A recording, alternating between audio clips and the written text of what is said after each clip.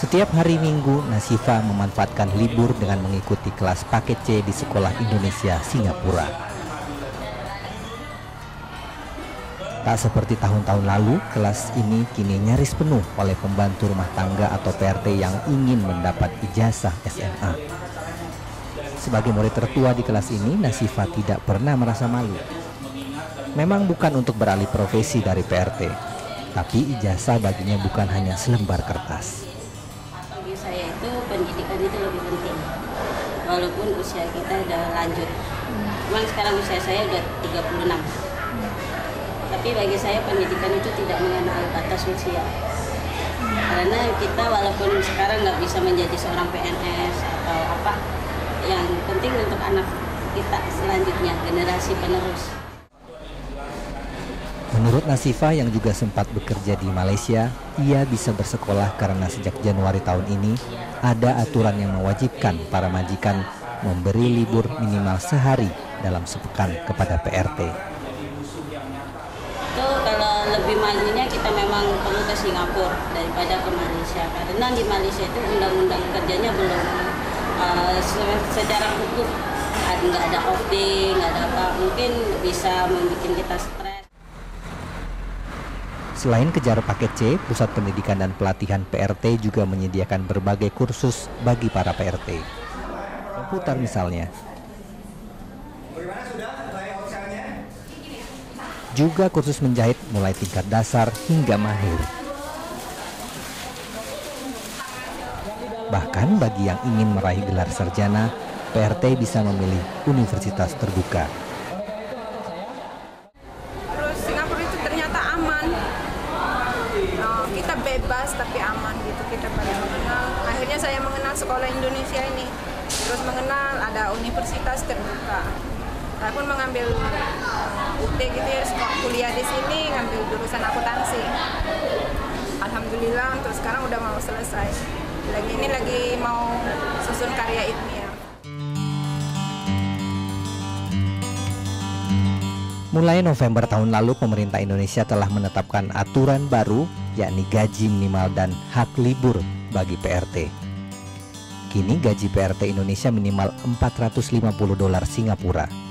Sebelumnya hanya $380 Singapura. Selain itu, PRT berhak mendapatkan libur sehari dalam sepekan, atau jika tidak, majikan wajib membayar uang pengganti sebesar $17 per hari. 450 Singapura dolar minimum wage bagi Indonesia Domestic Worker adalah murni keputusan dari pemerintah Indonesia, dalam hal ini KBRI Singapura, yang seharusnya itu ditetapkan oleh pemerintah Singapura sebagai upah minimum negara setempat. HOM, Organisasi Perlindungan Buruh Migran Singapura, mengapresiasi langkah pemerintah Indonesia menetapkan upah minimum bagi PRT. Namun HOM juga menyayangkan mengapa gaji PRT Indonesia di bawah gaji PRT asal Filipina. Begitu juga dengan hak libur yang belum sepenuhnya sesuai dengan hak pekerja domestik. However, there is one point which I feel that the government of Indonesia should push further, that is on the salary. The salary of Indonesian domestic workers should be the same as the Filipina. And they should also push that the day off should be 24 hours, not 8 hours. I think according to workers' rights, you must have a 24 hours rest day. Tingginya biaya hidup di Singapura menyebabkan sebagian besar orang tua harus bekerja keras.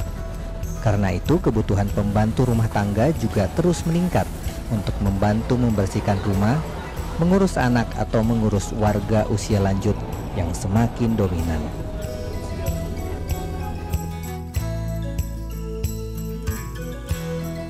Saat ini total pembantu rumah tangga di Singapura sekitar 200.000.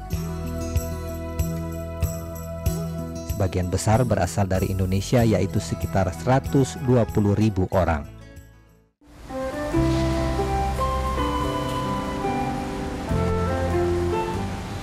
Faisi, pekerja asal Indonesia yang sudah 2 tahun tinggal di Singapura, merasakan betul pentingnya PRT. Bekerja sebagai dokter gigi dan bersuamikan seorang desainer grafik, Faisi membutuhkan PRT tak hanya untuk membantu pekerjaan rumah tangga, tapi terutama untuk mengantar anaknya ke sekolah. Apa boleh buat, Faisi dan suami terpaksa harus mengeluarkan biaya besar untuk menggaji seorang PRT. Belum lagi prosesnya yang juga tidak mudah. Kalau sudah cocok, udah dapat orangnya, kita nggak bisa langsung ambil, kita harus ikut course dulu untuk jadi employer atau mau hire helper, itu kita harus ikut course namanya employer orientation program. Itu course dari MOM Singapura. Kalau online bisa sekitar 3 jam. Nah di situ setelah kita dapat sertifikat, kita sudah ikut course itu, baru kita bisa hire maid.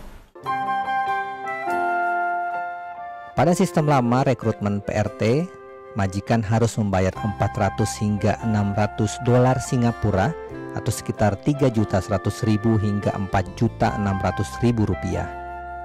Tapi PRT harus menanggung lebih berat karena harus membayar biaya penempatan sebesar 3.000 dolar Singapura atau 23.290.000 rupiah. Untuk melunasi, gaji PRT harus dipotong selama 8 bulan. Dengan gaji hanya sekitar 380 dolar, PRT setiap bulan hanya bisa memegang 10 dolar.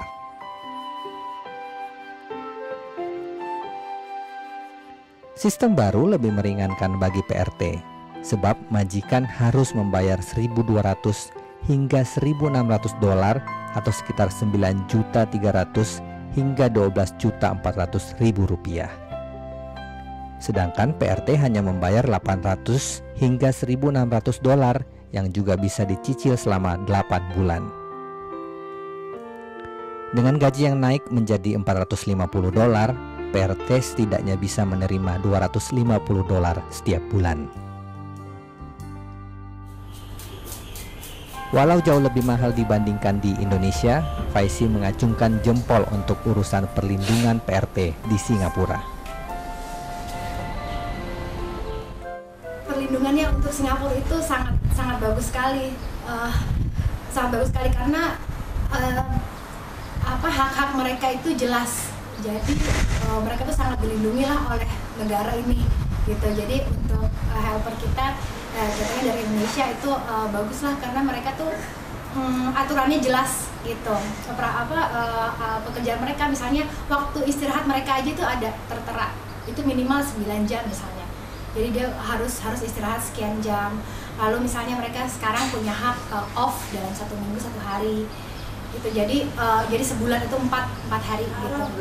Sebenarnya lebih enak kerja di Singapura karena di Singapura kita bisa sekolah, bisa kursus, juga kita dapat apa-apa yang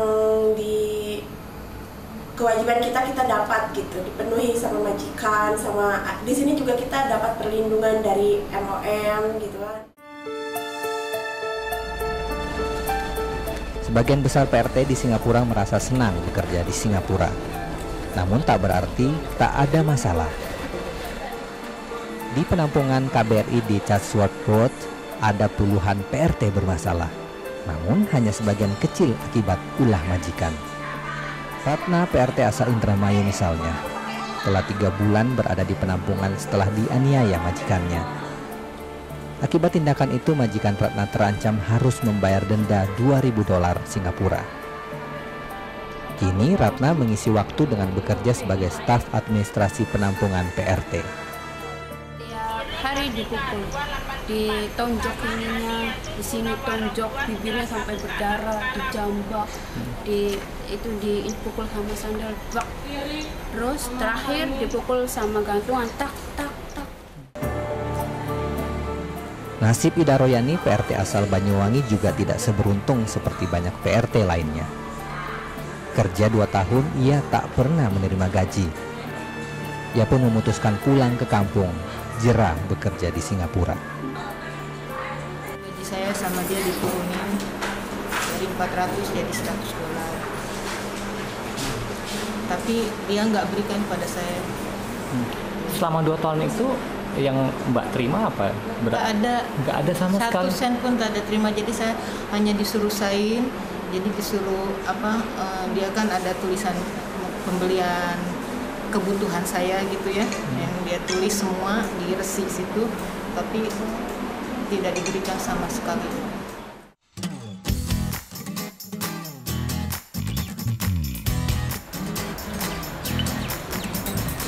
Hari ini minggu keempat, saatnya Cici mengikuti kelas masak gratis yang diikuti sesama PRT asal Indonesia.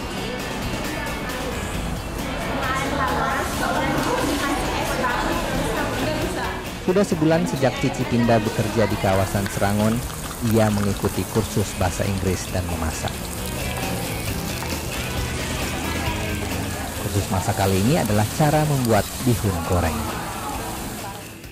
Ya kita kan daripada keluar lari gitu, kita juga ke sini dapat ilmu juga, pengetahuan juga gitu. Jadi kita tahu cara caranya dan kita juga tahu cara berbicara, cara bercakap. Berjuang di negeri orang demi memperbaiki nasib tak cukup hanya tekad. Perlindungan dan pemenuhan hak kaum PRT jelas sebuah keharusan. Tentu saja peran aktif pemerintah dinanti jutaan pekerja migran. Tak bisa hanya berharap kebaikan negara lain. Buruh migran, pejuang yang pantang menyerah, terpaksa merantau meninggalkan tanah air dan orang-orang yang dicintai untuk kehidupan yang lebih baik.